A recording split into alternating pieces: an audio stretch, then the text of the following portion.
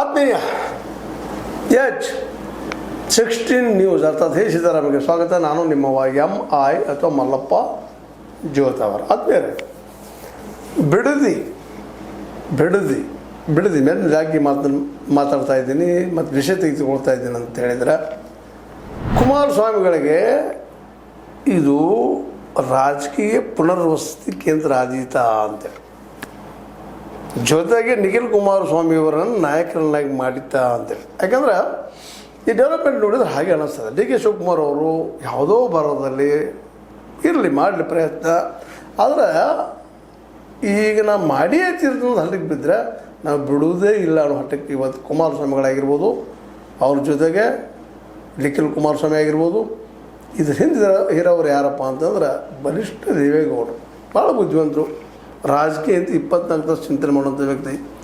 ಇದನ್ನು ತಾವು ಕಳ್ಕೊಂಡಿದ್ದನ್ನು ಮರಳಿ ಪಡೆಯೋದಕ್ಕೆ ಉಪಯೋಗ ಮಾಡ್ಕೋಬೋದಾ ಅನ್ನೋದಕ್ಕೆ ಒಂದಿಷ್ಟು ಸಂಕೇತಗಳು ಸಿಗ್ತಾ ಇದ್ದಾವೆ. ಅದರಲ್ಲೂ ಮುಖ್ಯವಾಗಿ ಬಿಡದಿ ಯೋಜನಾ ಪ್ರದೇಶದಲ್ಲೇ ಪಾದಯಾತ್ರೆ ಮಾಡ್ತಾಯಿದ್ದಾರೆ ನಿಖಿಲ್ ಕುಮಾರಸ್ವಾಮಿ ಅವರು. ಪಾದಯಾತ್ರೆ ಮಾಡ್ತಾಯಿದ್ದಾರೆ, ಜನ ಜಾಗೃತಿ ಮಾಡ್ತಾರೆ, ನೀವು ಭೂಮಿ ಕೊಡಬೇಡ್ರಪ್ಪ ಅಂತೇಳಿ.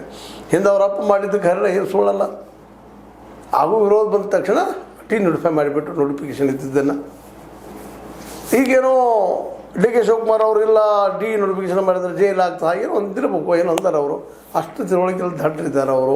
ಒಂದು ಮಾತು ಹೇಳ್ತಾ ಇದ್ದಾರೆ ನೋಡ್ರಿ ಅವರು, ನಿಖಿಲ್ ಕುಮಾರಸ್ವಾಮಿಗಳು ಇದನ್ನೇನಲ್ಲಿ ಬಿದ್ದದ್ದು ಜಿದ್ದಿ ಬಿದ್ದದ. ಕುಮಾರಸ್ವಾಮಿ ವರ್ಸಸ್ DK ಅವ್ರಿಗೆ ಪ್ರಶ್ನೆ ಮಾಡ್ತಾ ಇದ್ದಾರೆ ನಿಖಿಲ್ ಕುಮಾರಸ್ವಾಮಿಗಳು.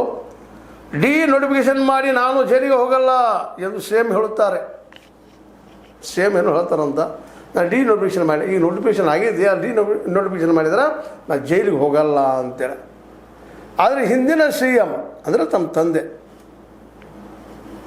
ಅವ್ರ ತಂದೆ ಕುಮಾರಸ್ವಾಮಿಗಳು, ಆದರೆ ಹಿಂದಿನ CM ದೇವನಹಳ್ಳಿಯಲ್ಲಿ ನೋಟಿಫಿಕೇಶನ್ ಮಾಡಿ ಜೈಲಿಗೆ ಹೋದ್ರ ಏನು ಮಾತಾಡ್ತಾ ಇದ್ದೀರಿ ನೀವು ಅನ್ನುವಂಥ ಪ್ರಶ್ನೆ ಮಾಡ್ತಾ ಇದ್ದಾರೆ.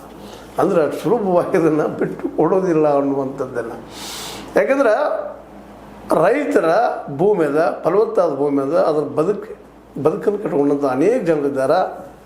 ನೀವು ಜವಳ ಭೂಮಿನೋ ಮತ್ತೆ ಭೂಮಿನ ತೊಗೊಳ್ರಿ, ಬರಡು ಭೂಮಿನ ತೊಗೊಂಡು ನೀವು ಮಾಡ್ರಿ, ಬೇಡ ಅಂತ ಹೇಳಿಲ್ಲ ಅಂತ ಹೇಳ್ತಾ ಇದ್ದಾರೆ. ಯಾಕಪ್ಪ ಅಂತಂದ್ರೆ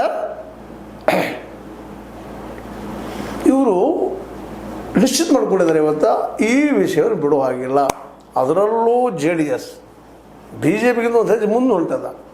ಮತ್ತು ಅದರಲ್ಲೂ ಈಗ ಮುಖ್ಯಮಂತ್ರಿ ಆದ ತಕ್ಷಣ ನಮ್ಮ DK ಶಿವಕುಮಾರ್ ಅವರು ಈ ಬಿಡದಿಯನ್ನು ಯಾವುದೇ ಪ್ರಸಂಗದಲ್ಲಿ ಇದನ್ನು ನಾವು ಏನಪ್ಪ ಅಂತಂದ್ರೆ ಇದನ್ನು ಟೌನ್ಶಿಪ್ ಮಾಡೇ ಬಿಡಬೇಕಂತ ಹಠಕ್ಕೆ ಬಿದ್ದಿದ್ದರಿಂದಾಗೆ ಸಹಜವಾಗಿ ಇದು ಒಂದು ರೀತಿ ಏನಪ್ಪ ಅಂತಂದ್ರೆ ಅವರಿಬ್ಬರ ಮಧ್ಯದ ಕಾಳಗಾಗಿ ನಿರ್ಮಾಣ ಆಗಿರ್ತದೆ. ಯಾಕಂದ್ರೆ ಇಬ್ಬರು ಅಲ್ಲಿ ಆ ಭಾಗದಲ್ಲಿ ಒಕ್ಕಲಿಗರು ಲೀಡರು, ಅಲ್ಲಿ ಹೆಚ್ಚು ಇರುವಂಥ ಸಮುದಾಯ ಒಕ್ಕಲಿಗರು, ಅವರ ತಮ್ಮ ಲೀಡರ್ಶಿಪ್ಪನ್ನು ಉಳಿಸ್ಕೊಳ್ಳೋಂಥ ಒಂದು ಪ್ರಸಂಗ ಇಬ್ಬರಿಗೆ ಬಂದು ನಿಂತದೆ. ಇವತ್ತು CM ಆಗಿದ್ದರಿಂದಾಗಿ ಶಿವಕುಮಾರ್ ಅವ್ರಿಗೆ ಅವಕಾಶ ಇದ್ದಿದ್ದಾವೆ. ಆದರೂ ಇವತ್ತು ಈ ವಿಷಯ ತೆಗೆದುಕೊಂಡಿದ್ದರಿಂದಾಗಿ ಒಂದು ಅವಕಾಶ ಮತ್ತೊಂದು ಇವ್ರು ಮಾಡಿಕೊಡ್ತಾ ಇದ್ದಾರೆ DK ಶಿವಕುಮಾರ್ ಅವರು. ಯಾರಿಗೆ? ಕುಮಾರಸ್ವಾಮಿಗಳು. ಅದನ್ನು ಹೇಳ್ತಾ ಇದ್ದಾರೆ ನಮ್ಮ ಕುಮಾರಸ್ವಾಮಿಗಳು. ಮುಖ್ಯಮಂತ್ರಿಯವರು ನೋಟಿಫಿಕೇಶನ್ ಮಾಡಿದರೆ ಜೈಲಿಗೆ ಹೋಗಬೇಕಾಗುತ್ತದೆ ಎಂದು ನಾಟಕ ಮಾಡುತ್ತಿದ್ದಾರೆ. ಸ್ವತಂತ್ರವಾದ ಮೀಡಿಯಾಗೆ ಬೇಕಾಗಿರುವುದು ಸ್ವತಂತ್ರ ಧ್ವನಿ. ಆ ಸ್ವತಂತ್ರ ಧ್ವನಿ ಉಳಿಸಲು ನೀವು ಮಾಡಬೇಕಾದದ್ದು ಇಷ್ಟೇ. ಅದೇನಪ್ಪಾ ಅಂತಂದ್ರೆ ನಿಮ್ಮ ಕೈಲಾದಷ್ಟು ಸಹಾಯ ಈ ಚಾನಲ್ಗೆ ಮಾಡಿ ಹಾಗೂ ನಿಮ್ಮ ಧ್ವನಿಯನ್ನು ಕಾಪಾಡಿಕೊಳ್ಳಿ. ಹಿಂಗೆ ಹೇಳಿ ಸುಮ್ಮನೆ ದಿಶಾವರು ಮಾಡ್ಲಿಕ್ಕಿದ್ದಾರೆ. ಯಾರು? DK ಶಿವಕುಮಾರ್ ಅವರು ನಾಟಕ ಮಾಡ್ತಾ ಇದ್ದಾರೆ. ಜೈಲಿಗೆ ಹೋಗಬೇಕಾದ ಅಗತ್ಯವಿಲ್ಲ. ಬಿಡದಿ ಭಾಗದ ರೈತರ ಹಿತಕ್ಕಾಗಿ ಇಡೀ ಯೋಜನೆಯನ್ನೇ ಕೈಬಿಡಿ. ಆಗ ಜನರು ನಿಮ್ಮ ಬಗ್ಗೆ ಮೆಚ್ಚುಗೆ ವ್ಯಕ್ತಪಡಿಸುತ್ತಾರೆ. ಕೈ ಬಿಡೋದನ್ನು ಅಂದ್ರೆ ಒಟ್ಟಿನಲ್ಲಿ ಕೈ ಬಿಡಿಸೇ ಬಿಡಬೇಕು. ಕೈ ಬಿಡಿಸಿದ್ರೆ ಆ ಕ್ರೆಡಿಟ್ ನನಗೆ ಬರ್ತದೆ, ಆ ರೈತ ನನಗೆ ಬೆನ್ನತ್ತಲ್ಲ ಅನ್ನೋಂಥ ಆಶೀರ್ವಾದ. ಅದೇ ಕಾಲಕ್ಕೆ ಎಚ್ಚರಿಕೆನೂ ಅದ, ನಾವು ಬಿಡೋದಿಲ್ಲಪ್ಪ ಅನ್ನುವಂಥದ್ದು. ಅಂದ್ರೆ ಇದನ್ನು ಯಾಕೆ ಮಾತ್ರ ಚರ್ಚೆ ಮಾಡ್ತಾ ಇದ್ದೀನಿ ಅಂದರೆ, DK ಶಿವಕುಮಾರ್ ಅವರು ಇದನ್ನು ಭಾಳಷ್ಟು ಸೀರಿಯಸ್ ಮಾಡ್ತಾ ಹೋದ್ರೆ ಅದರ ಪರಿಣಾಮ ಏನಾಗ್ಬೋದು ಅನ್ನೋದ್ರ ಬಗ್ಗೆ ಇವೆಲ್ಲ ಸಂಕೇತಗಳು. ಆಲ್ರೆಡಿ ಈಗಾಗಲೇ ಒಂದು ವಿಷಯ ಹಿಂದಿನ ಎಪಿಸೋಡಲ್ಲಿ ಚರ್ಚೆನೂ ಮಾಡಿದ್ದದ. ಈ ವಿಷಯ ತೆಗೆದುಕೊಂಡು CM ಅವ್ರು ತಪ್ಪು ಮಾಡಿದ್ರೇನು ಅನ್ನುವಂಗೆ ಇಂಡೈರೆಕ್ಟಾಗಿ ಅವರ ಪ್ರತಿಸ್ಪರ್ಧಿ ಸತೀಶ್ ಜಾರಕಿಹೊಳಿ ಅವರು ಮಾತಾಡೋದನ್ನು ಗಮನಿಸಿದಾಗ ಈಗ ಎಚ್ಚರಿಕೆಯನ್ನು ವಹಿಸಬೇಕಾಗಿದ್ದು DK ಶಿವಕುಮಾರ್ ಅವರು. ಯಾವ ಹೆಜ್ಜೆ ಇಟ್ಟರೆ ಯೋಗ್ಯ ಆಗ್ತದಪ್ಪ ಅಂತೇಳಿ. ನಿಜವಾಗಿಯೂ 80% ರೈತರು ಭೂಮಿಯನ್ನು ಮಾರಲಿಕ್ಕೆ ಕೊಡಲಿಕ್ಕೆ ತಯಾರಿದ್ದಾರ? ಅವ್ರು ಯಾರು ಲಿಸ್ಟ್ ಬಿಡುಗಡೆ ಮಾಡಲಿ ಅದನ್ನೆಲ್ಲ? ಒಂದು ಆ ರೀತಿಯಾರೇ ಆಗಲಿ, ಫೈನಲ್ ಆಗಲಿ. ಇಲ್ಲಾಂದರೆ ಇವ್ರು ಏನು ರೈತರು ಎಲ್ಲರ ಕಡೆ ಸರ್ವೆಗೆ ಹೋದವ್ರಿಗೆ ಮೀಡಿಯಾದ ಮುಂದೆ ಬಂದು ಹೇಳ್ತಾ ಇದ್ದಾರೆ, ನಾವು ಕೊಡೋದಿಲ್ಲ, ರಕ್ತ ಇರಲಿ ಮತ್ತೇನೋ ಆಗಲಿ, ರೂಪ ಹಿಡಿಯುವಂಥ ಮಾತುಗಳು ಮಾತಾಡ್ತಾ ಇದ್ದಾರೆ ಆ ರೈತರೆಲ್ಲ. ಅವ್ರು ಸಂಕಟ ಆಗ್ತದೆ ರೀ, ಫಲವತ್ತಾದ ಭೂಮಿ ಅದ್ರಲ್ಲಿ ತಪ್ಪೇನಿಲ್ಲ. ಫಲವತ್ತಾದ ಭೂಮಿಯನ್ನು ಹೆಂಗೆ ಕೊಡೋದು ಅನ್ನೋದು ಅವ್ರಿಗೆಲ್ಲ ಬಂದಂಥ ದೊಡ್ಡ ತೊಂದರೆ. ಅವ್ರು ನಿಜವಾಗಿ 80% ಇದ್ದರೆ ಈ ನೋಟಿಫಿಕೇಶನ್ ನೋಡಿಸಿದ್ದಾರೆ. ಇದರಿಂದ ಹಿಂದೆ ಸೇರಿದ್ರಲ್ಲೇ DKC ಅವ್ರಿಗೆ ಜಾನ್ತನದ ಅಂತ.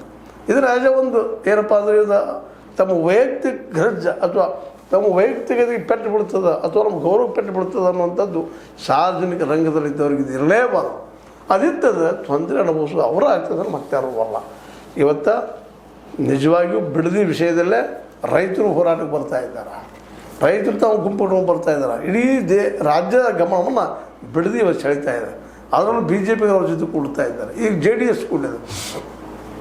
ಈ ವಿಷಯದಲ್ಲಿ DK ಶಿವಕುಮಾರ್ ಅವರಾಗಿರ್ಬೋದು, ಸಿದ್ದರಾಮಯ್ಯನವರಾಗಿರ್ಬೋದು, ಅದರಲ್ಲೂ ಸಿದ್ದರಾಮಯ್ಯರ ಅನುಭವದ ಚರ್ಚೆ ತಗೊಂಡು ವಿಷಯವನ್ನು ಯಾವ ರೀತಿ ಇದನ್ನು ಹ್ಯಾಂಡಲ್ ಮಾಡಬಹುದು ಅನ್ನೋದ್ರ ಬಗ್ಗೆ ಯೋಚನೆ ಮಾಡಬೇಕು ವಿನಃ ಹಠಕ್ಕೆ ಬಿದ್ದಂಗೆ ಮಾಡೋದಲ್ಲ. ಹಠವಾದಿತನ ಅಲ್ಲ. ಹಠವಾದಿತನ ಬೇರೆ, ಹಠ ಯೋಗ ಬೇರೆ. ಹಠ ಯೋಗ ಮಾಡಿರಿ, ಆದರೆ ಹಠಮಾರಿತನ ಮಾಡ್ಲಿಕ್ಕೆ ಹೋಗ್ಬೇಡ್ರಿ, ಪೆಟ್ಟು ಬಿಡ್ತದೆ DKC ಅವ್ರಿಗೆ ಅನ್ನೋದು ಈಗಾಗಲೇ ಸ್ಪಷ್ಟ ಆಗ್ತಾ ನೋಡೋದು. ಹೀಗಾಗಿ ಇದೊಂದು ದೊಡ್ಡ ಚರ್ಚೆ. ಈಗಾಗಲೇ ಒಂದು ಮಾತು ಹೇಳಿದಾರೆ ನಿಖಿಲ್ ಕುಮಾರಸ್ವಾಮಿಗಳು, ನೀವು ಇದನ್ನು ಬಿಡೋದಾದ್ರೆ ಏನಪ್ಪ ಬಿಡದಿ ಯೋಜನಾ ಪ್ರದೇಶದಲ್ಲಿ JDS ಪಾದನೆ ಮಾಡ್ಕೊತ ಹೇಳ್ತಾ ಇದ್ದಾರೆ. ಏನಪ್ಪ ಅಂತಂದ್ರೆ, ನಾನು ಇದನ್ನು ಟೌನ್ಶಿಪ್ ಕೈ ಬಿಟ್ಟರೆ, ನೀವು ಇದನ್ನು ಬಿಟ್ಟರೆ ಟೌನ್ಶಿಪ್ಪನ್ನು ಚಾಲೆಂಜ್ ಆಗ್ತಾ ಇದ್ದಾರೆ DKC ಅವ್ರಿಗೆ. ನಾನು ಭೂಮಿಗೆ ಏನು ಬಿಟ್ಟು ಕೊಡ್ತೀನಿ, ಅಲ್ಲಿದ ನಮ್ಮದು 32 ಎಕರೆ ಭೂಮಿ ಇದೆ, ಅಲ್ಲಿ ರೈತರಿಗೆ ಕೊಡ್ತೀನಿ ಅಂತ ಹೇಳಿಲ್ಲ. ಅವರು ಭಾಳ ಬುದ್ಧಿವಂತರಿದ್ದಾರೆ. ಏನಪ್ಪ ಅಂತಂದ್ರೆ, ಸರ್ಕಾರ ಟೌನ್ಶಿಪ್ ಕೈ ಬಿಟ್ಟರೆ ಆ ಜಮೀನನ್ನು ಶಾಲೆ, ಆಸ್ಪತ್ರೆ ಸೇರಿದಂತೆ ಸಾರ್ವಜನಿಕ ಉದ್ದೇಶಕ್ಕೆ ಬಿಟ್ಟುಕೊಡುತ್ತೇನೆ. ಸಿನಿಮಾ ಹಂಚಿಕೆ ಮಾಡಿದ ದುಡ್ಡಲ್ಲಿ ಜಮೀನು ಖರೀದಿಸಿದ್ದೇವೆ ವಿನಃ ಹೊರತು ಯಾರ ತಲೆ ಹೊಡೆದು ಖರೀದಿಸಿಲ್ಲ.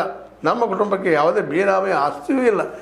ಕಾಲಕ್ಕೆ ತಮ್ಮ ವಿರೋಧಿ ಹೊಡೆಯುವ ಕೆಲಸನೂ ಮಾಡಿದಾರ. ಈಗ ನೀವು ಇದನ್ನೇನಪ್ಪ ಲ್ಯಾಂಡ್ ಮಾಫಿಯಾ ಮಾಡ್ತಾ ಇದ್ದೀರಿ. ಅದರಲ್ಲೂ ಮುಖ್ಯವಾಗಿ ನೀವು ಇದನ್ನು ಇಲ್ಲದ ಈ ಒಂದು ಟೌನ್ಶಿಪ್ ಮಾಡಿದಿಂದ ನೀವು ಇದ್ದಂಥವ್ರು ರಿಯಲ್ ಎಸ್ಟೇಟ್ ದಂಧೆ ಮಾಡಲಿಕ್ಕೆ ಹೊರಟಿದ್ದೀರಿ. ಇದನ್ನು ದೊಡ್ಡದು ಮಾಡ್ತಾ ಇದ್ದಾರೆ. ನೀವು ದುಡ್ಡು ಗಳಿಸುವಂಥ ಒಂದು ಪ್ಲ್ಯಾನ್ ಮಾಡ್ತಾಯಿದ್ದೀರಿ, ರಿಯಲ್ ಎಸ್ಟೇಟ್ ದಂಧೆ ಮಾಡ್ತಾಯಿದ್ದೀರಿ ಅನ್ನೋದನ್ನು ಈ ತಂದೆ ಮಕ್ಕಳು DKC ಅವ್ರ ಆರೋಪ ಮಾಡ್ತಾಯಿದ್ದಾರೆ. ಅದು ಸತ್ಯನೂ ಅದು ಇಲ್ಲ ಅಂತಲ್ಲ. ಅದಕ್ಕಾಗಿ ನೀವು ಇದನ್ನು ಕೈ ಬಿಡ್ರಿ ಅನ್ನುವಂಥದ್ದು ಸವಾಲು ಆಗ್ತಾಯಿದ್ದಾರೆ.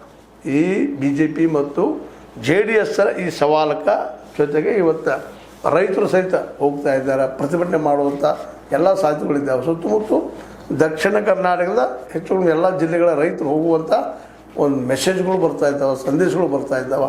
ಹೀಗಾಗಿ ಇದು ನಿಧಾನಕ್ಕೆ ದಿನದಿಂದ ದಿನಕ್ಕೆ ಈ ಬಿಡದಿಯ ಯೋಜನೆ ನಿಶ್ಚಿತವಾಗಿಯೂ ಕಾಂಗ್ರೆಸ್ ವಿರೋಧ ಬಂದ ಏನಪ್ಪ ಅಂದ್ರೆ ಅವರ ಒಂದು ವಾತಾವರಣ ನಿರ್ಮಾಣ ಮಾಡುವ ಸಾಧ್ಯತೆಗಳಿದ್ದಾವೆ. ಇದನ್ನು ಸಹಜದ ವಿರೋಧ ಪಕ್ಷಗಳು ಬುದ್ಧಿವಂತಿಕೆಂದು ಉಪಯೋಗ ಮಾಡಿಕೊಂಡು ಕಾಂಗ್ರೆಸ್ಸಿನ ಹಿಡಿತಕ್ಕೆ ಅಥವಾ ಅದು ಇಕ್ಕಳಕ್ಕೆ ಅಥವಾ ಒಂದು ಸಂಘರ್ಷಕ್ಕೆ ತಂದು ನಿಲ್ಲಿಸೆ ಅದರ ಬೆನಿಫಿಟ್ ಯಾವ ರೀತಿ ಆಗ್ಬೋದು ಅನ್ನೋದನ್ನು ಸಹಜವಾಗಿ ವಿಚಾರ ಮಾಡಿದ್ರೆ ಗೊತ್ತಾಗ್ತದೆ. ಇದಕ್ಕಿಂತ ದೊಡ್ಡ ರಾಕೆಟ್ ಸೈನ್ಸ್ ಬೇಕಾಗಿಲ್ಲ. ಏನಾಗ್ಬೋದು ಏನಾಗಲಿಕ್ಕಿಲ್ಲ ಅಂತೇಳಿ ಸಹಜ ರೈತರು ಹೆಚ್ಚಿರೋದ್ರಿಂದ, ರೈತರ ಪ್ರಮಾಣ ಹೆಚ್ಚಿರೋದ್ರಿಂದ ಇದು ದೊಡ್ಡ ಇಶ್ಯೂ ಆಗಿ ಇಡೀ ರಾಜ್ಯದ ತುಂಬ ವ್ಯಾಪಿಸುವಂಥ ಇದೇ ಒಂದು ದೊಡ್ಡ ಇಶ್ಯೂ ಆಗುವಂಥ ಎಲ್ಲ ಸಾಧ್ಯತೆಗಳಿದ್ದಾವೆ. ಇನ್ನು ನಿರ್ಧಾರ DK ಶಿವಕುಮಾರ್ ಅವ್ರಿಗೆ ಬಿಟ್ಟಂಥ ವಿಷಯ. ಇದನ್ನು ದೊಡ್ಡದು ಮಾಡೋಕ್ಕಿಂತಲೂ ಜಾಣತನದಿಂದ ಜಾರ್ಕೊಂಡು ಹೋಗೋದಕ್ಕೆ ಸಾಧ್ಯ ಅದಲ್ಲ ಅನ್ನೋದು ಒಂದು ಮಾತು. ಆದರೆ ನಿಜವಾಗಿಯೂ 80% ಜನ ಅಲ್ಲಿ ರೈತರು ಮಾರೋದಕ್ಕೆ ರೆಡಿ ಇದ್ದರೆ ಅದನ್ನು ಜನರ ಮುಂದೆ ಇಡುವಂಥ ಬಿಚ್ಚಿಡುವಂಥ ಕೆಲಸ ಆಗಿರಿ. ಸುಮ್ಮನೆ ಅದು ಬಿಟ್ಟುಕೊಂಡು DK ಶಿವಕುಮಾರ್ ಕಾಲಕ್ಕಾಗಿತ್ತು, ನಮ್ಮ ಯಾರು ಕುಮಾರಸ್ವಾಮಿ ಕಾಲಕ್ಕಾಗಿತ್ತು, ಅವರು ಒಪ್ಪಿಕೊಂಡಿದ್ದಾರೆ ಮಾಡಿದಾರೆ ನೀವು ಹೇಳಿ ಅದನ್ನು ತಪ್ಪಿಸ್ಕೊಳ್ಳೋಕೆ ಇನ್ನೂ ಸಾಧ್ಯ ಆಗ್ತಾಯಿಲ್ಲ. ಅವ್ರು ಬಿಟ್ಟು ಕೊಟ್ಟಿದ್ದಾರಲ್ಲ ಈಗಾಗಲೇ ಅದು ಡಿನೋಟಿಫಿಕೇಶನ್ ಮಾಡಿ ಹೋಗಿದ್ದಾರೆ. ಅವರು ಹೋಗಿದ್ದಾರೆ, ಯಡಿಯೂರಪ್ಪನವರು ಮುಗಿಸಿದ್ದಾರೆ, ಇನ್ನುಳಿದವರು ಮಾಡಿದ್ದಾರೆ. ಅದಕ್ಕೆ ಹೆಸರಿಗೆ ಹೋಗಿಲ್ಲ. ಈಗ ಮಾತ್ರ ನೀವು ಅವ್ರ ಹೆಸರು ಹಿಡ್ಕೊಂಡು ದಾಟುಕೊಳ್ಕೊಂಡ್ರೆ ರೈತರ ಅಷ್ಟು ಸುಲಭವಾಗಿ ಬಿಟ್ಟು ಕೊಡಲಿಕ್ಕಿಲ್ಲ. ಯಾಕಂದ್ರೆ ಜಾಗೃತರಾಗ್ತಾ ಇದ್ದಾರೆ ರೈತರು. ಯಾಕಂದ್ರೆ ರೈತರಲ್ಲಿ ಒಕ್ಕಟ್ಟು ಮುಡ್ಲಿಕ್ಕತ್ತದೆ. ಇವತ್ತು ಭಾಳ ದೊಡ್ಡ ಡೆವಲಪ್ಮೆಂಟ್ ಆಗಿರ್ತದೆ. ಇದು ಗೊತ್ತಿರಬೇಕು DKC ಅವ್ರಿಗೆ. ಉತ್ತರ ಕರ್ನಾಟಕದಲ್ಲಿ ನಿಧಾನಕ್ಕೆ ಈ ರೈತ ಸಂಘದ ನಾಯಕರು ಒಬ್ರಿಗೊಬ್ಬರು ಒಗ್ಗಟ್ಟಾಗಿ ತಮ್ಮ ಹೋರಾಟವನ್ನು ಶುರು ಮಾಡ್ತಾ ಇದ್ದಾರೆ. ನೀರಾವರಿಗಾಗಿ, ಮಾರ್ಕೆಟ್ಗಾಗಿ, ಇದು ಅದಕ್ಕೆ ಬಿಡದೇ ಇದ್ದಿದ್ದು ಒಂದು ಅವಕಾಶ ಕೊಡುವಂಥ ಎಲ್ಲ ಸಾಧ್ಯತೆಗಳಿದ್ದಾವೆ.